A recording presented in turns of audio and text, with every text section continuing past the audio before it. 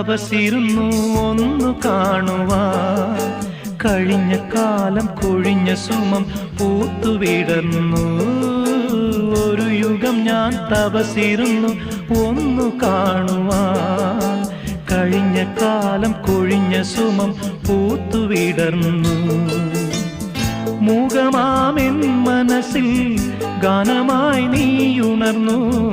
മൂകമാമെൻ മനസ്സിൽ ഗാനമായി നീയുണർന്നു. ഹൃദയമൃദുല തന്ത്രിയേന്തി ദേവാമൃതം.